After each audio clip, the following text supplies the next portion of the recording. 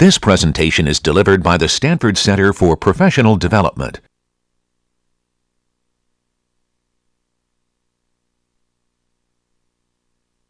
Hey, good morning. Welcome back.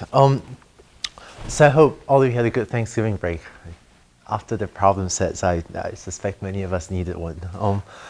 Just one quick announcement. So as I announced by email a few days ago, this afternoon we'll be doing another tape ahead of a lecture. So I won't physically be here on Wednesday, and so we'll be taping this Wednesday's lecture ahead of time.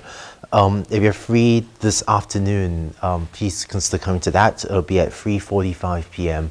in the Skeeling Auditorium in Skeeling 193 at 3:45. Okay. But of course, you can also just show up in class as usual at the usual time, or just watch it online as usual also. Okay, so welcome back. What I want to do today is continue our discussion on reinforcement learning and MDPs. Quite a lot of topics I want to go over today. So most of today's lecture will be on continuous state MDPs, and in particular, algorithms for solving continuous state MDPs. So I'll talk just very briefly about discretization, spend a lot of time talking about models or simulators of MDPs, and then talk about one algorithm called fitted value iteration and Q functions, which builds on that, and then hopefully I'll have time to get to a second algorithm called approximate policy iteration. Just to recap, right, in the previous lecture, I defined the reinforcement learning problem, and I defined MDPs. So let me just recap the notation. I said that an MDP, or a Markov decision process, was a 5-tuple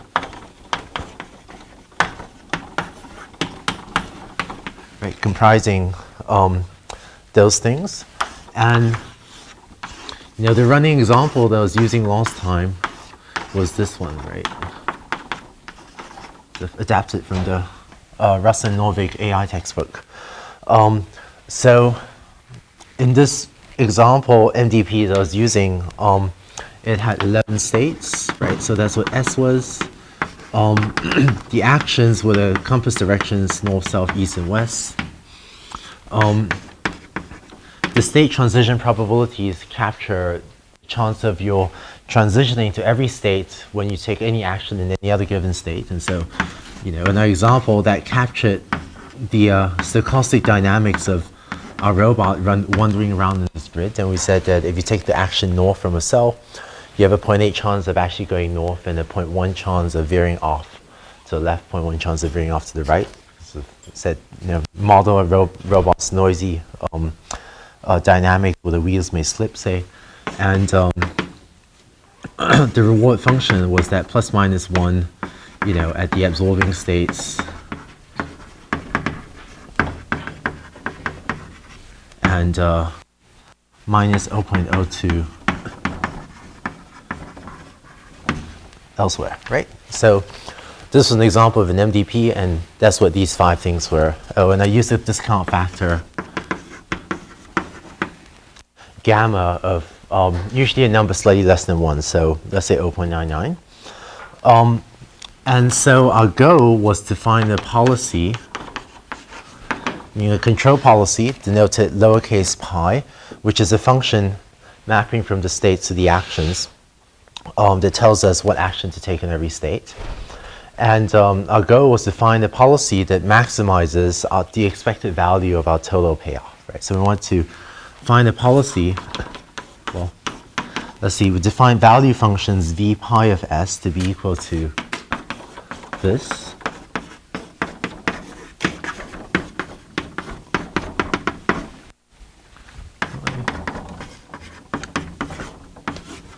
Right. We said that the value of a policy pi from state S was given by the expected value of the sum of discounted rewards conditioned on your executing the policy pi, excuse me, and you're starting off your robot, say, in the state S. And so our strategy for finding a good policy was sort of comprised 2 steps, right? Our strategy was to find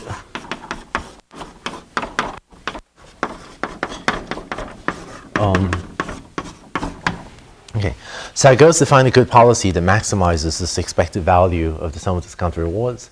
And so I said last time that one strategy for finding the optimal policy is to first compute the optimal value function, which I denoted V star of S. It's defined like that as the maximum value that any policy can obtain. And for example,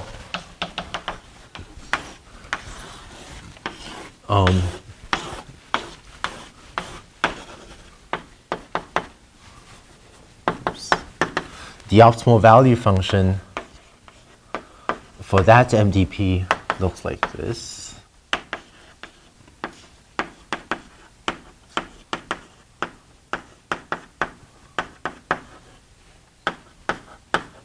Okay. So in other words, starting from any one of these states, what's the expected value of the sum of discounted rewards you get?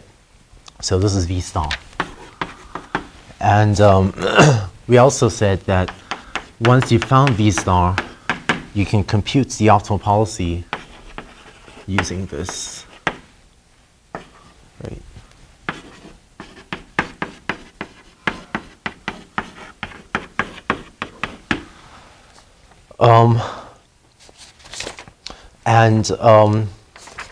So once you've found V star, we can use this equation to find the optimal policy pi star.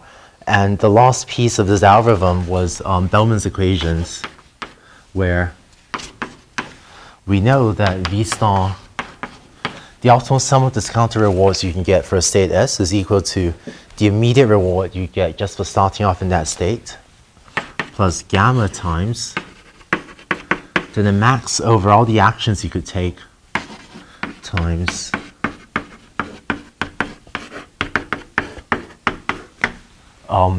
times your future sum of discounted rewards, times your future payoff starting from the state S prime, which is where you might transition to after one time step.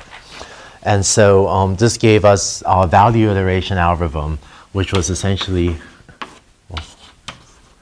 VI. I'm abbreviating value iteration as VI. So in the value iteration algorithm, in the VI, you just take Bellman's equations and you repeatedly do this. Right?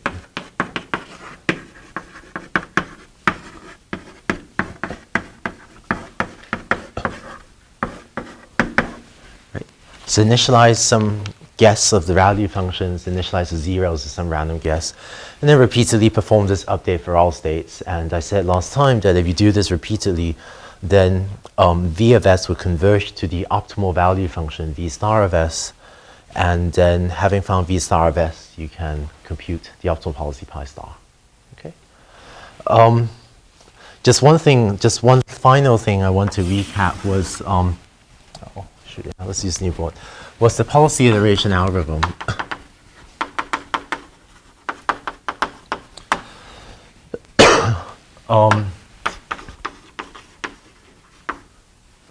In which we'll repeat the following two steps. We're going to so let's see, given a random initial policy, we'll solve for V pi, we'll solve for the value function for that specific policy. So this means for every state, compute the expected sum of discounted rewards for if you execute the policy pi from that state. Right. And then the other step of policy iteration was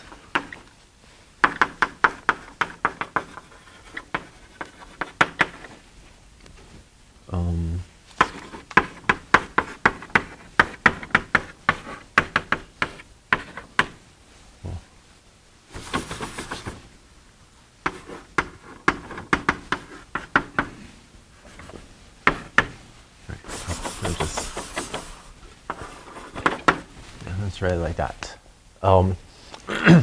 is having found the value function for your policy, you then update the policy pretending that you've already found the optimal value function V star, and then you repeatedly perform these two steps where you solve for the value function for your current policy and then pretend that that's actually the optimal value function and solve for the policy given the value function, and you repeatedly update the value function or update the policy using that value function.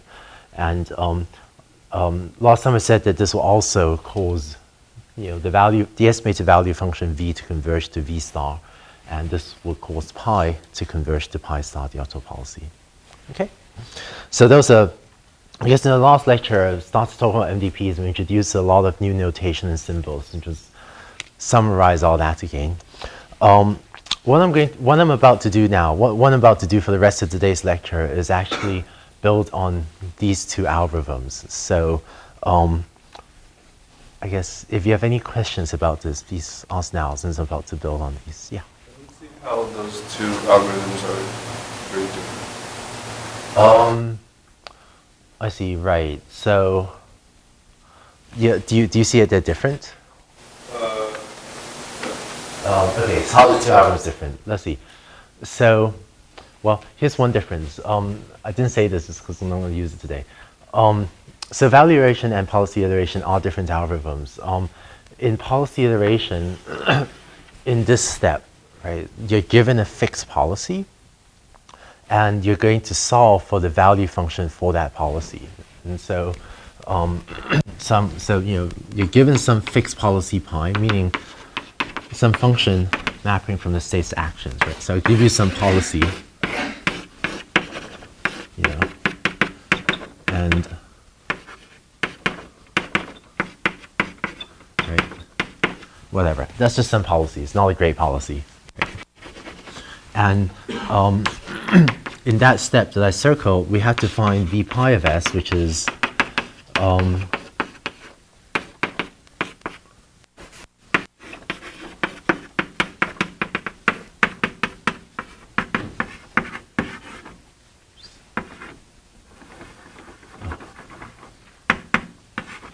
right, which means that for every state, you need to compute your expected sum of discounted rewards for if you execute this specific policy and starting off the MDP in that state S.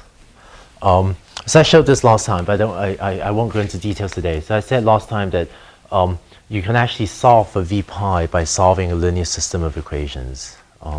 There was a form of Bellman's equations for v pi, and it turned out to be, if you write this out, you end up with a linear system of 11 equations with 11 unknowns. And so you can actually solve for the value function for a fixed policy by solving, like a system of linear equations with 11 variables and 11 constraints. And so that's policy iteration. Whereas in value iteration, going back one board, in value iteration, you sort of repeatedly perform this update where you update the value of a state as the right-hand side. And so I hope it makes sense that the algorithm at least is different, right? Just clarification on the absorbing states. So is the assumption that we can never get out of those states? I see. Yeah. Yes. The absorbing states were useful for this pedagogical example to make the numbers come out nicely, but I didn't want to spend too much time on them. But yes, so the assumption is that once you enter the absorbing state, then the world ends, or there are no more rewards after that. And you can think of another way to think of the absorbing states, which is sort of mathematically equivalent. You can think of the absorbing states as transitioning with probability 1 to some 12th state. And then once you're in that 12th state, you always remain stuck in that 12th state, and there are no further rewards from there. So if you want, you can think of this as actually an MDP with 12 states rather than 11 states. And the 12th state is this zero-cost absorbing state that you get stuck in forever. Okay. Any other questions? Yeah, please go. Where did the Bellman's equation come from? How did you go from the optimum value function and the optimal policy? Boy, yeah, okay. This Bellman's equations, right? This equation I'm pointing to. I sort of tried to give a justification for this last time. It's not. Yeah, I don't. I'll say it in one sentence. So it says that the expected total payoff I expect to get starting from state S is equal to my immediate reward, which is the reward I get for starting a state. Let's see. If I start in a state, I'm going to get some first reward, and then I'll transition to some other state. And then from that other state, I'll get some additional rewards from then. So Bellman's equations breaks that sum into two pieces. It says the value of a state is equal to the reward you get right away is really, well, V star of S is really equal to plus gamma times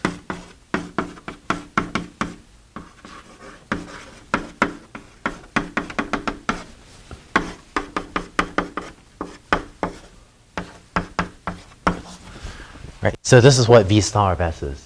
And so Bellman's equation sort of breaks V star into two terms. It says that there's this first term, which is the immediate reward, that, and then plus gamma times the rewards you get in the future, which it turns out to be equal to that second term. Right. So I spent more time justifying this in the previous lecture, although, yeah, hopefully, for the purposes of this lecture, if you're not sure where this is coming, if you don't remember the justification for that, why don't you just maybe take my word for that this equation holds true, since I used it a little bit later as well, and then the lecture notes sort of explain a little further the justification for why this equation might hold true. So, but for now, it's just for now, take my word for it that this holds true, because we'll use it a little bit later today as well. Okay.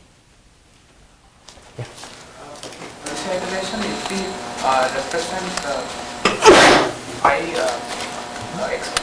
implicitly say in terms of V, right, then would it sort of turn back into value? Actually, so the question is, if in policy iteration, if we represent pi implicitly using V of S, would it become equivalent to value iteration? And the answer is sort of no. Let's see. It's true that policy iteration and value iteration are closely related algorithms, and there's actually a continuum between them. But yeah, it actually turns out that yeah, it actually turns out not sure how. Yeah. What? Yeah, it actually turns out that I don't know. The algorithms are not equivalent. Not sure how to explain it. It's just in policy iteration, there is a step where you're solving for the value function for the policy v equals v. Solve for v pi. And usually, you can do this, for instance, by solving a linear system of equations. In value iteration, it is a different algorithm, I guess. I hope it makes sense that at least cosmetically is different, right? But if you are representing pi implicitly, then you won't have to solve that set of leading equations.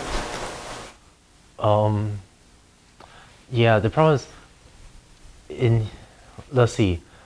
To solve for v pi, this works only if you have a fixed policy, right? So once you change the value function, if pi changes as well, then it's sort of hard to solve this. So,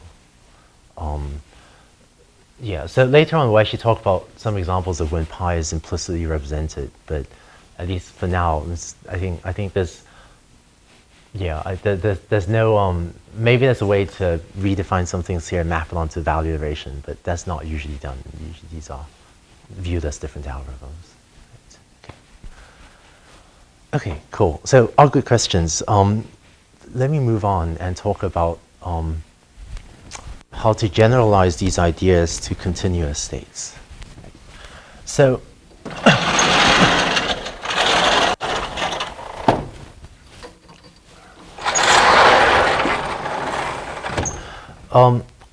everything we've done so far has been for discrete states or finite state MDPs, where, for example, here we had an MDP with a finite set of 11 states.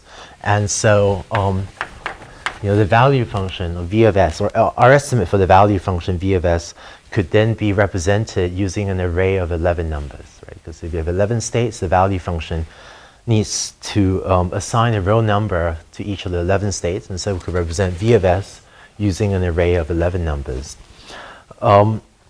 What I want to do for actually pretty much all of today is talk about continuous states. So for example,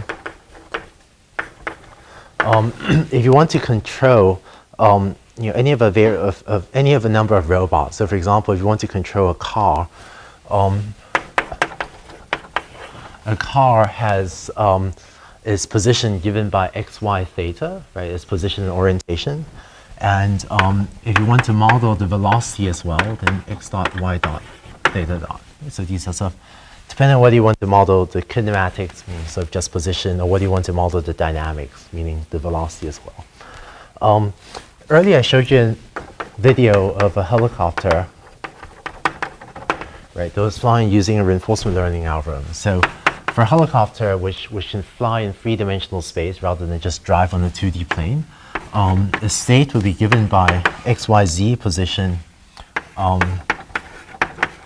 phi theta psi, which is rho pitch yaw. Right. So phi theta psi, sometimes used to denote the rho pitch and yaw of the helicopter, just orientation. And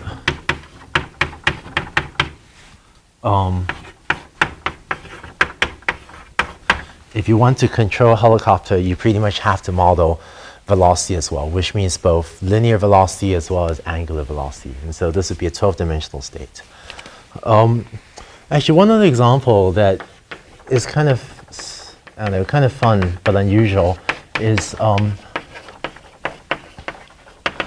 I'm actually going to use this as an example in some of my, I'm actually going to use this a little bit as an example in today's lecture, is the inverted pendulum problem, which is sort of a long-running classic in reinforcement learning, in which imagine that you have a little cart that's on a rail, right?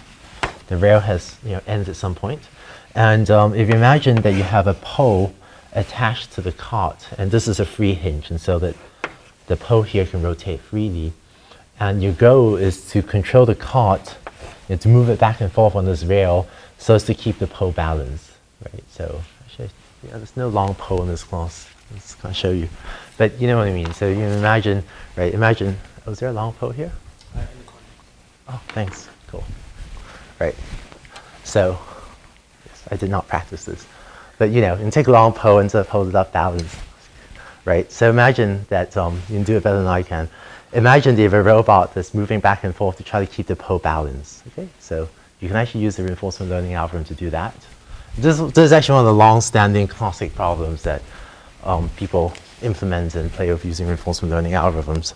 And so for this, the states would be x and theta. So x would be, the position of the cart, and theta would be the orientation of the pole. And also the linear velocity and the angular velocity of the pole. Okay, so I'll actually use this example a couple times. All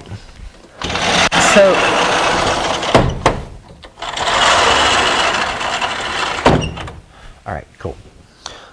So, given a continuous state space, how can you apply an algorithm like value iteration or policy iteration to solve the MDP to control, like a car or a helicopter or something like the inverted pendulum?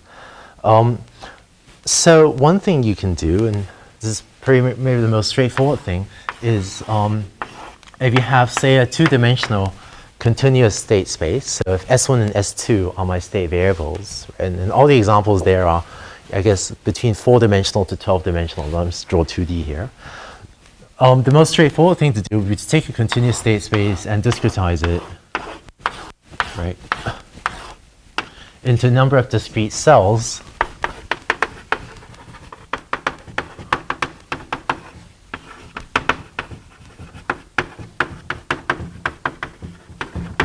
Right, and I'll use S bar to denote the discretized or the discrete states. And so you can approximate this continuous state problem with a finite or with a discrete set of states. And then you can use policy iteration or value iteration to solve for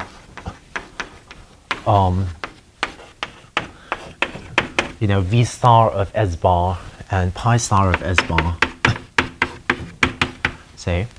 And if your robot is then in some state given by that dot, you would then figure out what discretized state it is in. So in this case, it's in this discretized, that grid cell, let's call it S bar, right? And then you execute, you choose the policy, you choose the action given by pi star applied to that discrete state. Okay, so discretization is maybe the most straightforward way to turn a continuous state problem into a discrete state problem. So it turns out you can sort of make this work, but a couple of reasons why this does not work very well. One reason is the following, and for this picture, let's even temporarily put aside reinforcement learning. Let's just think about doing regression for now, right? And so suppose you have some input variable x, and suppose I have some data, right? And I want to fit a function, y is a function of x. So discretization is saying that I'm going to take my horizontal axis and chop it up into a number of intervals. Sometimes I call these intervals buckets as well. I'm going to chop my horizontal axis up into a number of buckets, and then I approximate this function using something that's piecewise constant in each of these buckets. And if you just look at this, it's clearly not a very good representation, right? I mean, when we talk about regression, you just choose some features of x, right? And run linear regression or something. You get a much better fit to the function. And so there's a sense that discretization it just isn't a very good, these sorts of piecewise constant functions, it just isn't a very good function for representing many things. And there's also this sense that there's no smoothing or there's no generalization across the different buckets.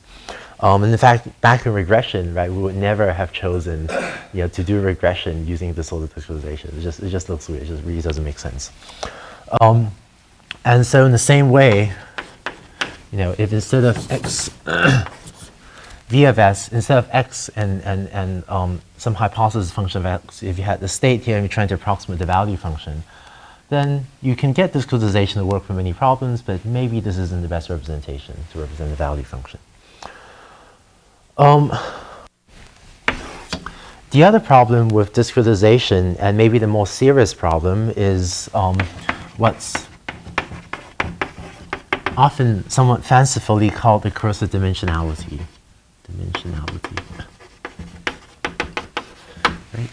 Right? And this is just the observation that if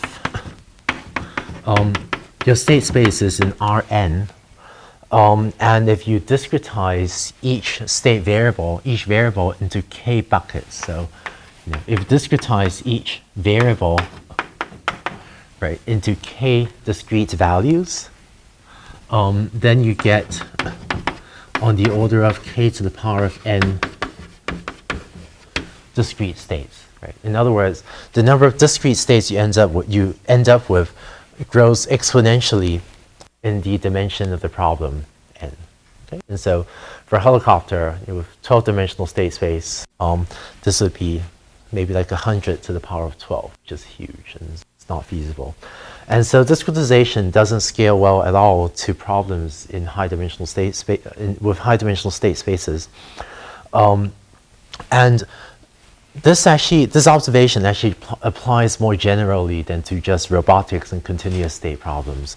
For example, one of the fairly well-known applications of machine learning, of reinforcement learning, has been to factory automation. So if you imagine that you have, 20 machines sitting in the factory, and the machines line an assembly line, and they all do something to a part on your assembly line, then they route the part onto a different machine. Right? So you want to use a reinforcement learning algorithm to schedule the order in which the different machines operate on your different things that are flowing through your assembly line. And maybe different machines can do different things. So if you have n machines and each machine can be in k states, then if you do this sort of discretization, the total number of states will be k to n as well. Okay, so let's just say that if you have n machines, and if each machine can be in k states, then again you can get this huge number of states. Other well-known examples would be, if you have a board game, is another example. So if you want to use a reinforcement learning algorithm to play chess, say, then if you have n pieces on your board game, if you have n pieces on the chessboard, and if each piece can be in k positions, then this is again sort of a curse of dimensionality thing, where the number of discrete states you end up with grows exponentially with the number of pieces in your board game. Okay. So let's see. It turns out that right. So the curse of dimensionality means that means that discretization scales poorly to high-dimensional state spaces, or these discrete representations scale poorly to high-dimensional state spaces. In practice, discretization will usually, if you have a two-dimensional problem, discretization will usually work great. If you have a three-dimensional problem, you can often get discretization to work, not too badly, without too much trouble. With a four-dimensional problem, you can still often get to work, but it could be slightly challenging, and as you go to higher and higher dimensional state spaces, the odds increase that you need to fiddle around with the discretization and do things like use non-uniform grids. So, for example, this would be what I've drawn here as an example of a non-uniform discretization where I'm discretizing S2 much more finely than S1. If I think the value function is much more sensitive to the value of state variable S2 than to S1. And so as you go to higher dimensional state spaces, you may need to manually fiddle with choices like these, with non-uniform discretizations and so on. But the folk wisdom seems to be that if you have two or three dimensional problems that work fine, with four-dimensional problems, you can probably get to work, but it'll be just slightly challenging. And you can sometimes, by fiddling around and being clever, you can often push discretization up to, let's say, about six-dimensional problems, but with some difficulty. And problems higher than six-dimensional, would be extremely difficult to solve with discretization methods like these. So that's sort of just a rough folk wisdom order of magnitude problems you think about using for discretization.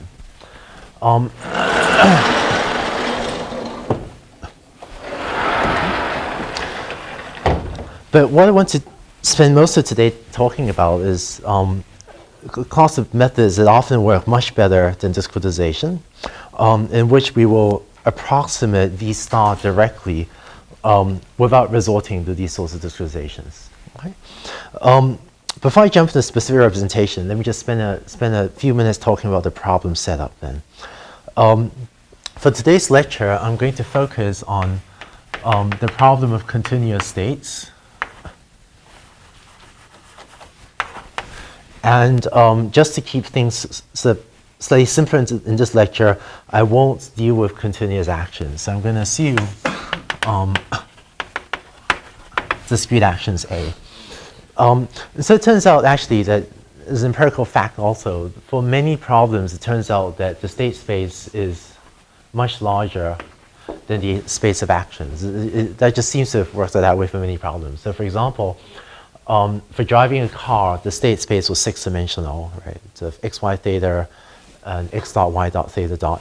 Whereas your action you still have two actions, right? You have forward, backward motion and steering the car. So you have 60 states and 2D actions, and so you can discretize the action much more easily than discretize the states. The other examples down for a helicopter, you have 12D states and a four-dimensional action, it turns out. And so it's also often much easier to just discretize the continuous actions into a discrete set of actions.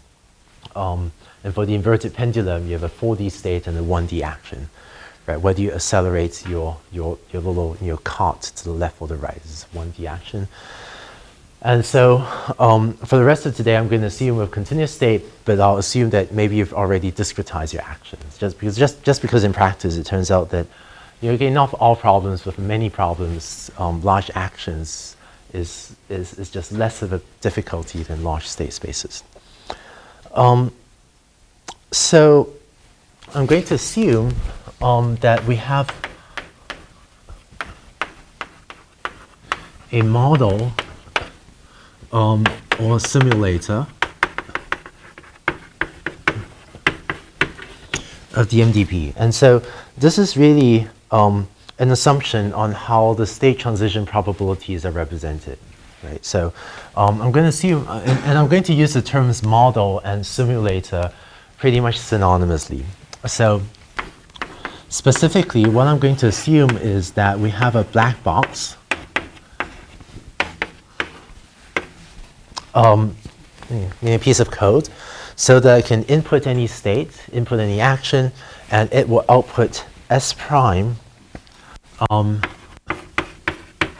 sample from the state transition distribution. Okay, so this is really my assumption on how on the representation I have for the state transition probabilities. So I'll assume I have a box set, right?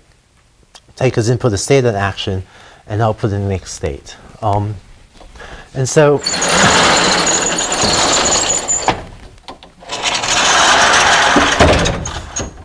turns out there are fairly common ways to get models of different MDPs you might work with. One is you might get a model from a physics simulator.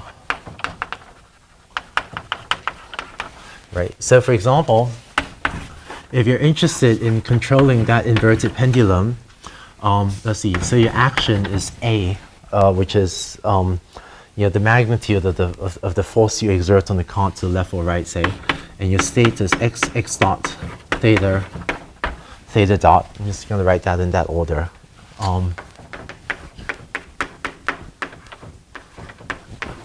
Right, and so I'm going to write down a bunch of equations just for concreteness, but everything I'm going to write below here is, most of what I'm going to write is a bit gratuitous, right? But so it turns out if you flip open, a textbook on physics or textbook on mechanics, you can work out the equations of motion of a physical device like this, right? So you find that S dot, the dot denotes derivative, right? So the derivative of the state with respect to time is given by x dot, alpha minus L times beta cos theta over m, theta dot beta, where,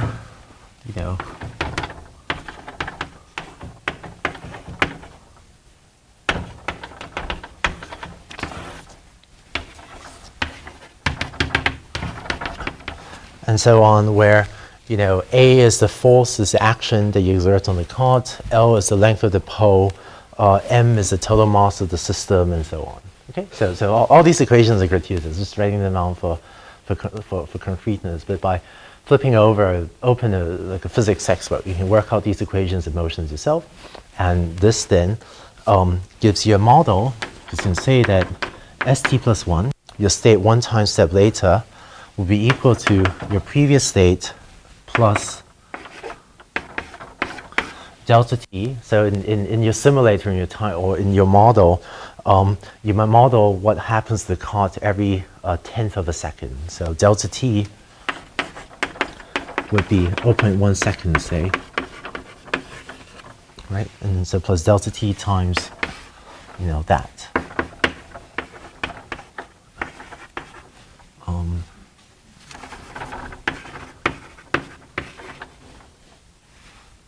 Over m theta dot theta. Okay, and so that would be one way to come up with a model of your MDP. And in this specific example, I've actually written down a deterministic model because, and by deterministic I mean that given an action and a state, the next state is not random, right? So this is an example of a deterministic model where I can compute the next state exactly as a function of the previous state and the previous action. Or equivalently, this is a deterministic model because all the probability mass is on a single state, given the previous state in action. You can also make this a stochastic model. Let's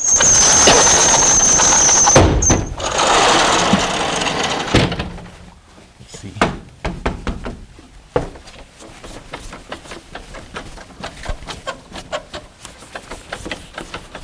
Okay, cool. A second way that's often used to obtain a model is to learn one.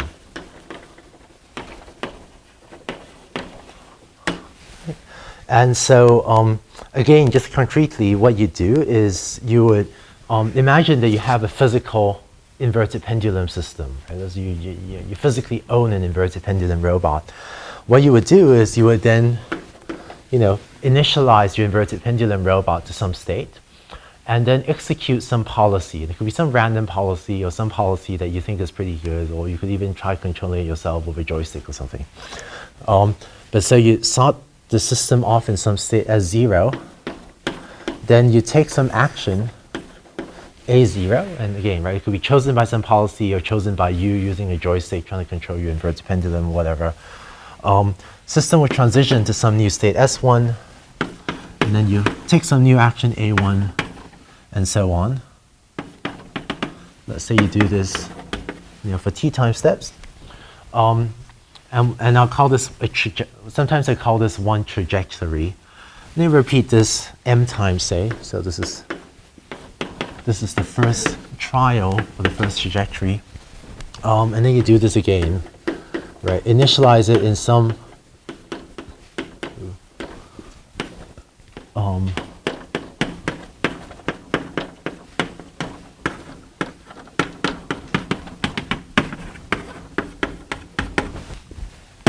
and so on. So you do this a bunch of times. And then you would run the learning algorithm, right?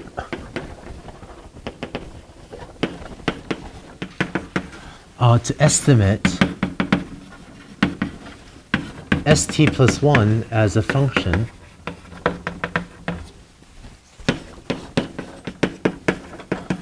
of st and at.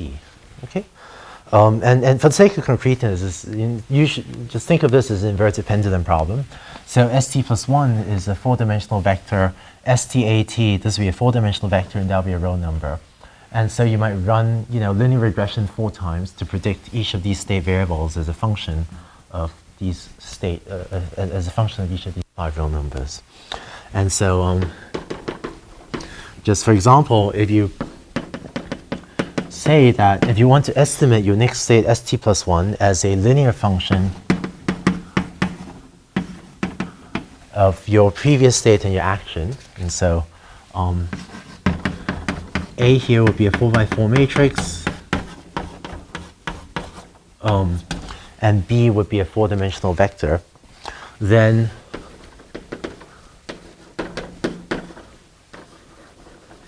you would choose the values of A and B that minimize this, right?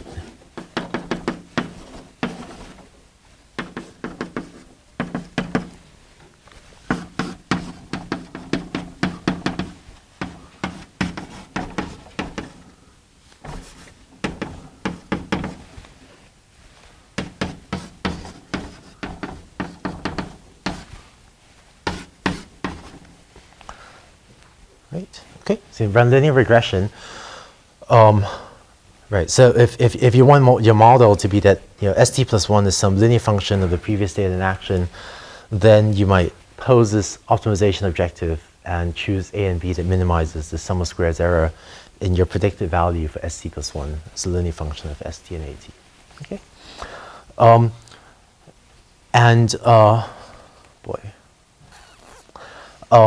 I should say that this is one specific example where you're using a linear function of the previous state in action to predict the next state. Of course, you can also use other algorithms like locally weighted linear regression or linear regression with nonlinear features or kernel linear regression or whatever to predict the next state as a nonlinear function of the current state as well. So this is just standard supervised learning problem.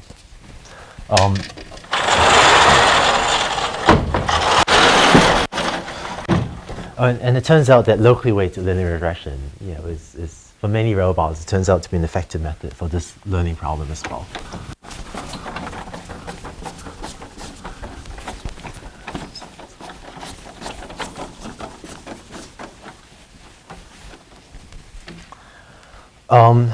Okay. And so having learned the model, having learned the parameters A and B, you then have a model where you say that st plus 1 is ast plus bat. And so that would be an example of a deterministic model. Right. Or having learned the parameters A and B, you might say that st plus 1 is equal to ast plus bat plus epsilon t, where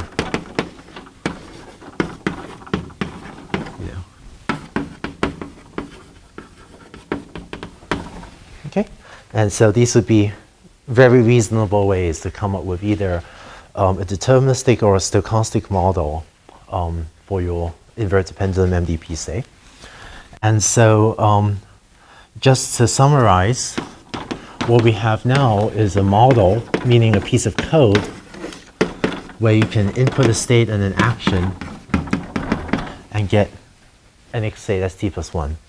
And so if you had a stochastic model, then to implement this model, you would actually sample epsilon t from this Gaussian distribution in order to generate st plus 1. Okay? Cool.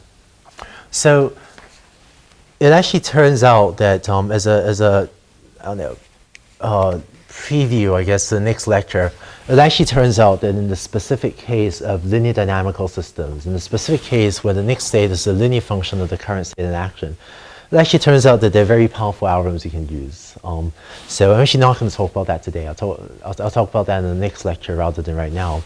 But it turns out that for many problems like inverted pendulum, though, if you use locally weighted linear regression or some nonlinear algorithm, because many systems aren't really linear, right?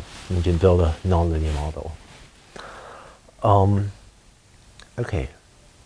So what I want to do now is talk about, given a model, given a simulator for your MDP, how to come up with an algorithm to approximate the optimal value function V star. Okay. Before I move on, let me just check if there are questions on this.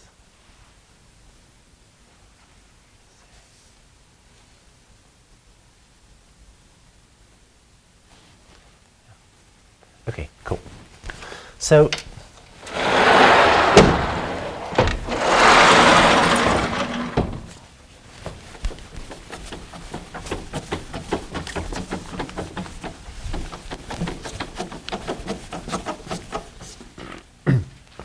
here's the idea. Back when we talked about linear regression, we said that given some inputs x in supervised learning, given the input features x, we may choose some features of x and then approximate the target variable as a linear function of various features of x.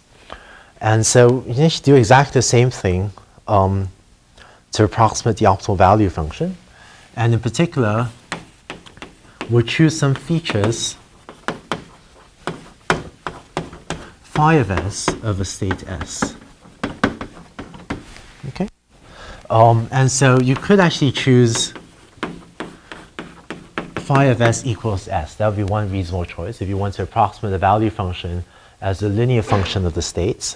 But you can also choose other things. So for example, for the inverted pendulum example, you may choose phi of s to be equal to a vector of features that maybe you may have the 1, you may have x dot squared,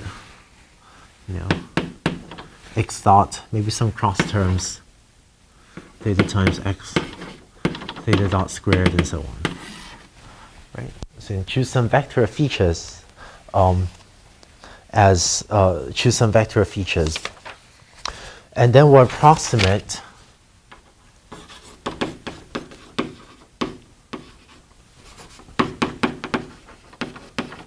the value function as the value of state s is equal to theta transpose times the features. And I should apologize in advance. I'm overloading notation here. It's unfortunate.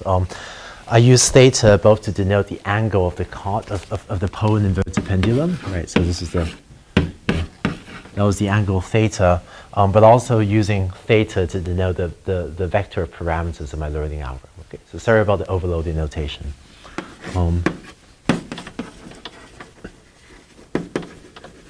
But so my goal, just like we did in linear regression, my goal is to come up with a linear combination of the features that gives me a good approximation to the value function. Right? And this is completely analogous to when we said that in linear regression, I'll estimate my response variable y as a linear function of features of the input x. Okay? That's what we had in linear regression. Right? So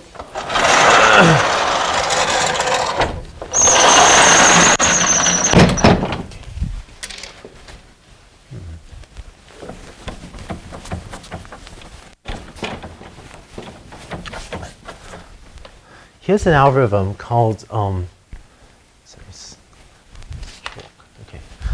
So what I'm going to do is well, let me just write down value iteration again, and then I'll write down an approximation to value iteration. Right? So for discrete states,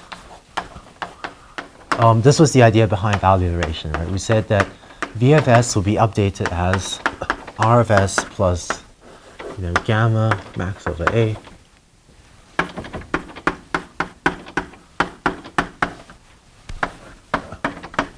Right, that was value iteration. And in the case of continuous states, this would be replaced by an integral. Right, an integral over states rather than by a sum over states. But in fact, let me just write this as R of S plus gamma times max over the actions, and then that sum over states S prime, that's really an expectation with respect to a random state S prime drawn from the state transition probabilities P subscript SA of V of S prime, right? So this is a sum over all states S prime of the probability of getting to S prime times the value. So that's really an expectation over the random state S prime drawn from PSA of that. Right? And so what I'll do now is write down an algorithm called fitted value iteration.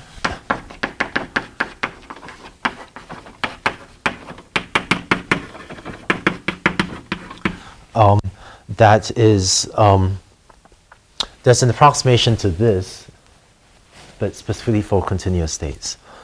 I'll just write down the first two steps, and then I'll continue on the next board. So the first step of the algorithm is we'll sample,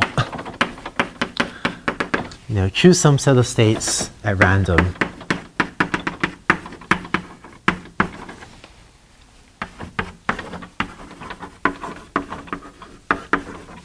Okay, so sample S1, S2 through Sm randomly. So just choose a set of states randomly. And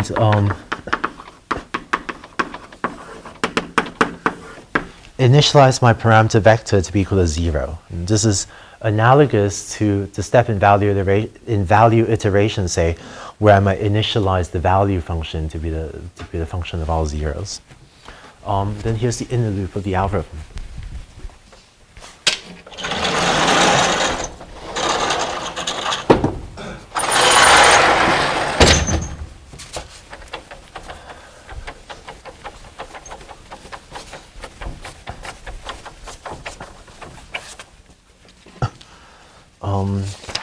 Okay, quite a lot to write, actually.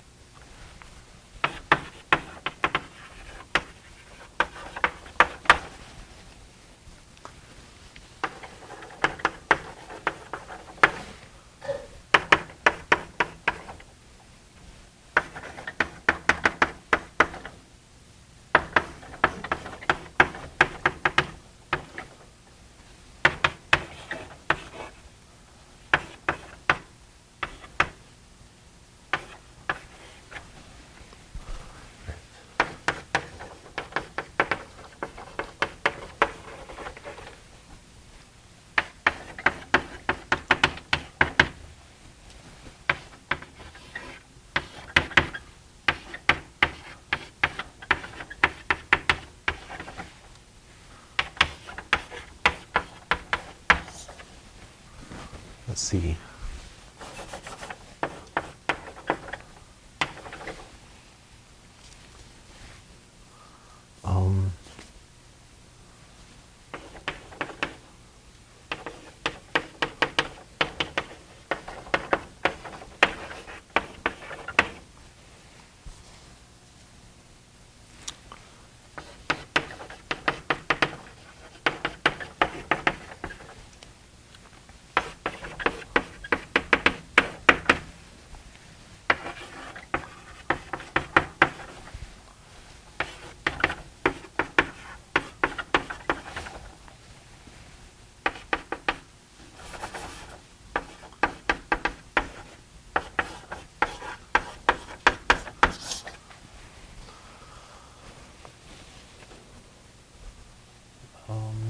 see.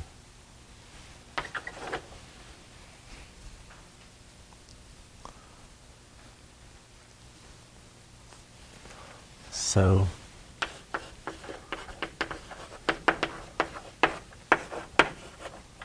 well, no.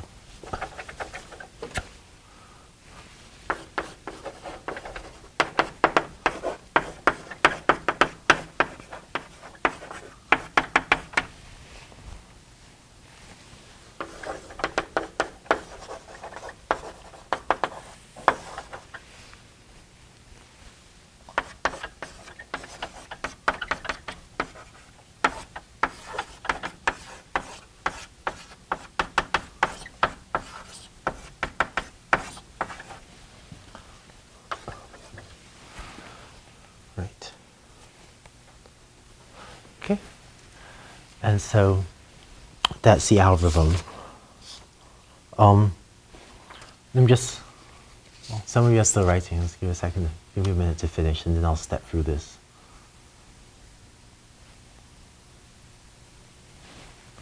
Actually, if some of my handwriting is illegible, let me know.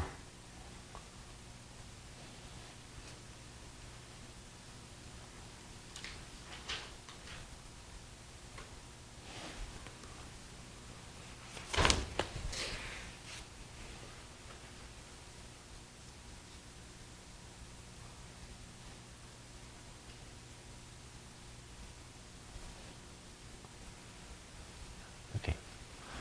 So let me step through this and sort of briefly explain the rationale.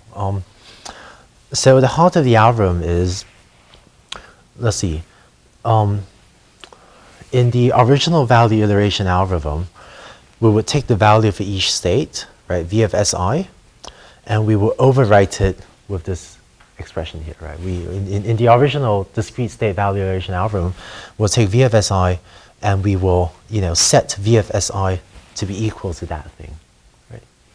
Now we have, in the continuous state case, we have an infinite with a continuous set of states, and so you can't discretely set the value of each of these to that.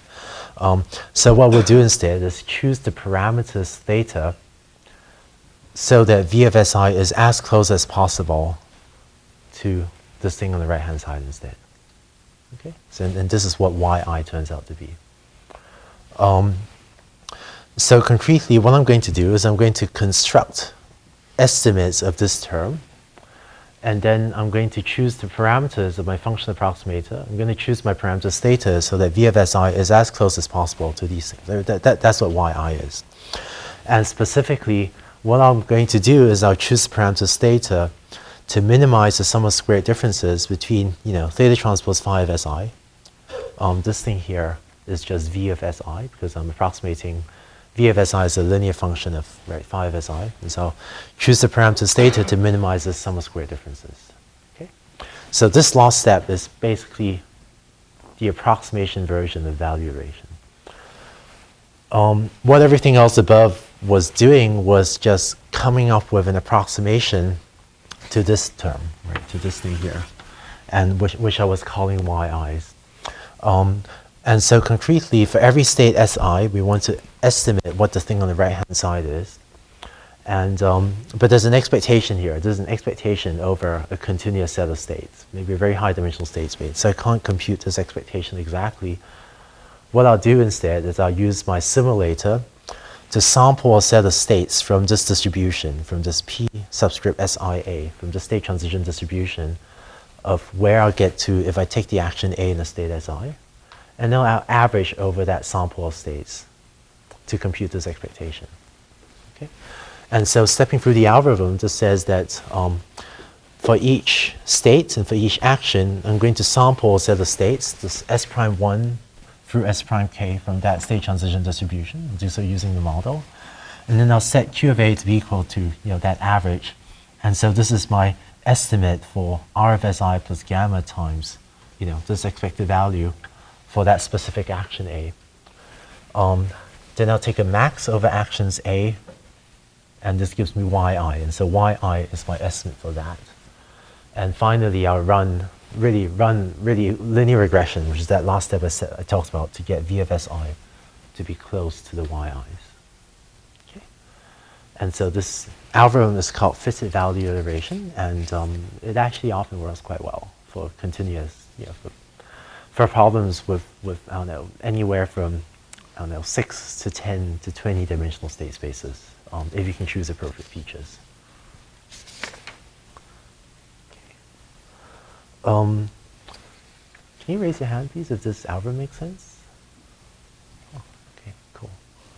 Not, some of you didn't have your hands up. Are there questions for those? Yeah. Have we specified like a reward function in this problem setup? Oh, yes. Yeah, right. So let's see. I was specifying the reward function in this problem setup. So an NDP comprises, SA, the state transition probabilities, gamma and R. And so for continuous state spaces, S would be like, R4 for the inverted pendulum or something.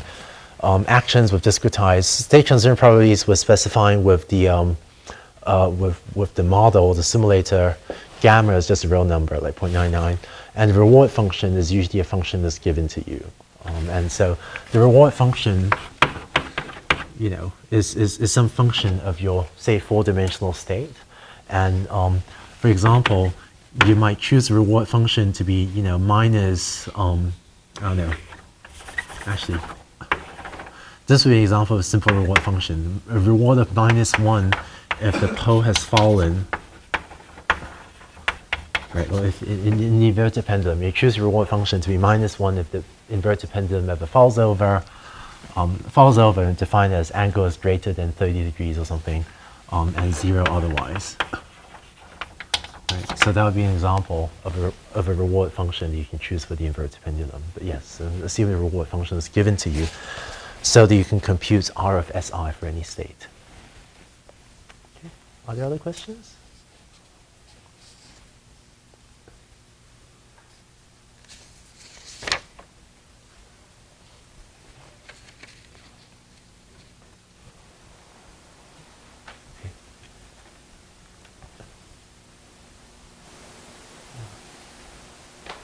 Okay, hopefully this sort of makes sense to those of you then.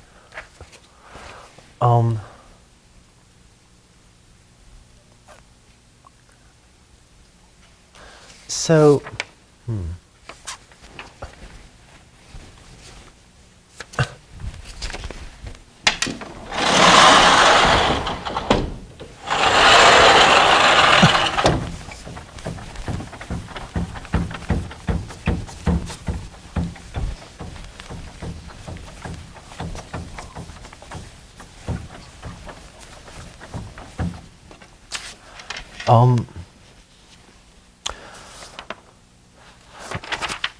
actually, I'm trying asking a question. So everything I did here assumed that we have a stochastic simulator.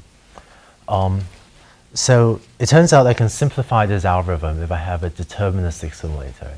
But deterministic simulator is, given a state in action, my next state is always exactly determined, right? So let me ask you, if I have a deterministic simulator, how would I change this algorithm? How would I simplify this algorithm? Will all of your samples that you're drawing be the same or something? Right, exactly, right. So Justin's point, right? If I have a deterministic simulator, all my samples from this would be exactly the same. And so if I have a deterministic simulator, I can set k to be equal to 1. So I don't need to draw k different samples. I really only need one sample if I have a deterministic simulator. So you can simplify. So you can simplify this by setting k equals to 1 if you have a deterministic simulator.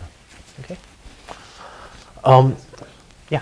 I guess I'm a little bit confused about the, we sort of turned this problem into something that looks like logistic regression or something, the theta transpose times something that we're used to. But I guess I don't really know what question to ask, but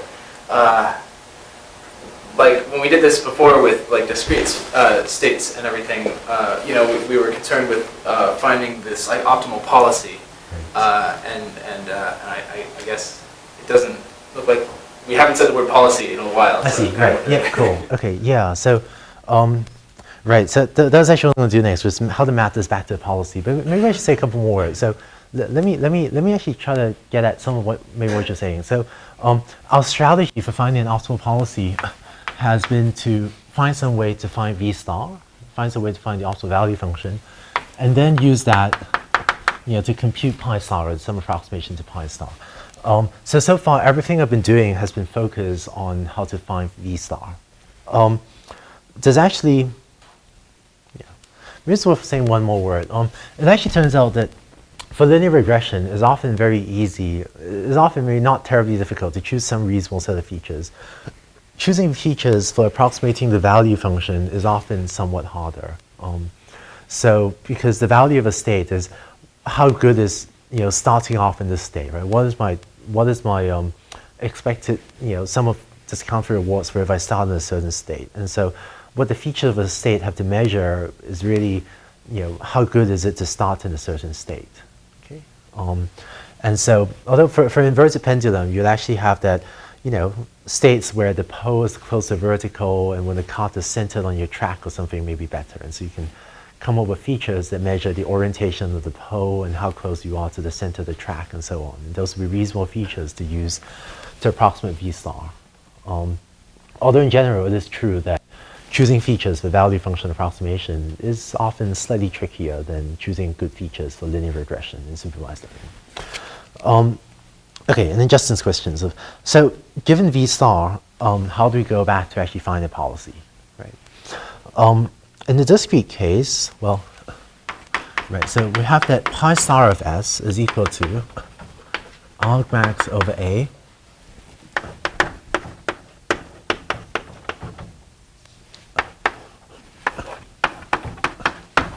of that, right? So that's, again, I used to write this as a sum over states S prime, I'll just write this as an expectation. So, said that once you found the optimal value function V star, you can then find the optimal policy pi star by computing this argmax.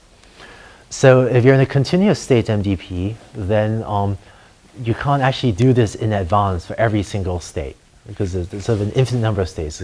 And so you can't actually perform this computation in advance for every single state. What you do instead is, whenever your robot is in some specific state S, is only when your system is in some specific state S, like your car is at some position orientation, or your inverted pendulum is in some specific position and the pole is in some specific angle theta, right? So it's only when your system, be it a factory or a board game or a robot, is in some specific state S that you would then go ahead and compute this argmax. Okay, so it's only when you're in some state S that you then compute this argmax.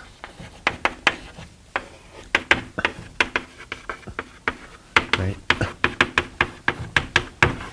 And then you execute that action A.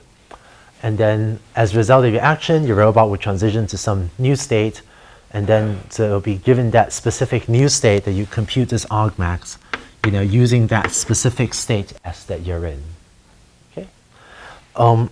So, well, computing this argmax, there are a few ways to do it. One way to do this is actually the same as in the inner loop of the fitted value iteration algorithm, right? So, because there's an expectation over a large number of states, you need to sample some set of states from a simulator and then approximate this expectation using an average over your samples, so it's exactly as in the inner loop of the value iteration algorithm. So you could do that. That's sometimes done. Sometimes it can also be a pain to have to sample, a set of states to approximate this expectation every time you want to take an action in your MDP. A couple of special cases where this can be done. One special case is if you have a deterministic simulator.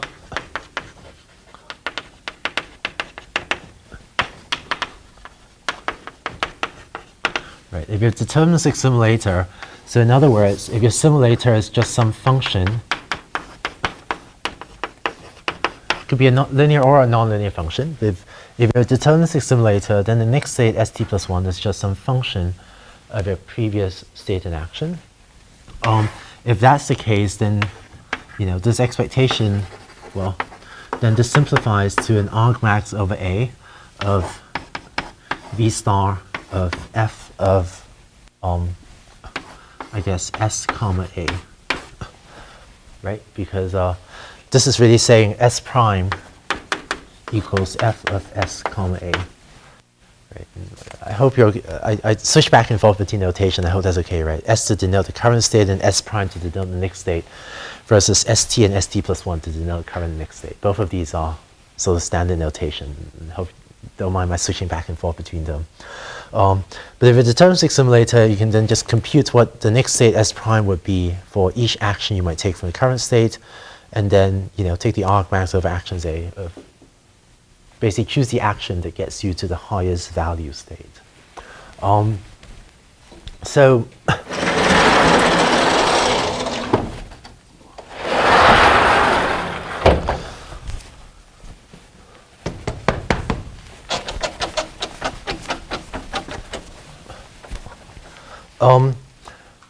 And so that's one case where you can compute the argmax, and we can compute that expectation without needing to sample and average over some sample. Another very common case, actually, it turns out, is if you have a stochastic simulator.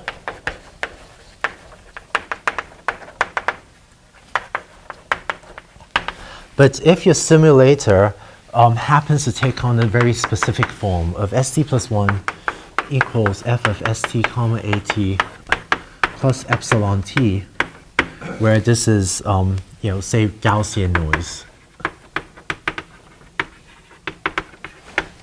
Okay, this actually turns out to be a very common way to build simulators. We model the next state as a function of the current state and action plus some noise. And so one specific example would be that sort of linear dynamical system that we talked about with linear function of the current state and action plus Gaussian noise.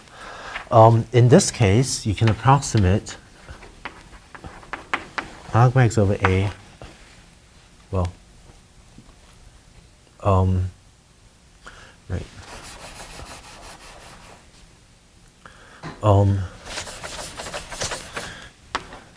In that case, you can take your,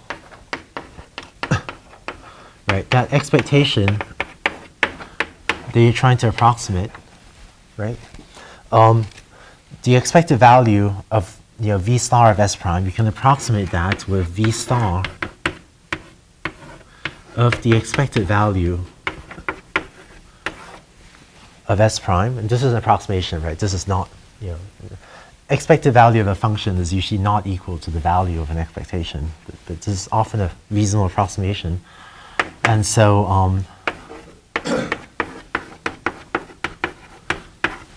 that would be another way to approximate that expectation. And so you choose the actions according to, well, it's really the same formula as I wrote just now. Right. And so this would be a way of approximating this argmax, ignoring the noise in your simulator, essentially. Okay, and this often works pretty well as well, just because many simulators turn out to be the form of some linear or some nonlinear function plus zero mean Gaussian noise. So in this step, you basically ignore the zero mean Gaussian noise so that you can compute this quickly. And just to be completely concrete about this, what that is, right? That v star of f of sa. This you evaluate as theta transpose phi of s prime, where s prime equals f of sa. Right. So this v star you would compute using the parameters theta that you just learned using the fitted value iteration algorithm. Okay. Questions about this?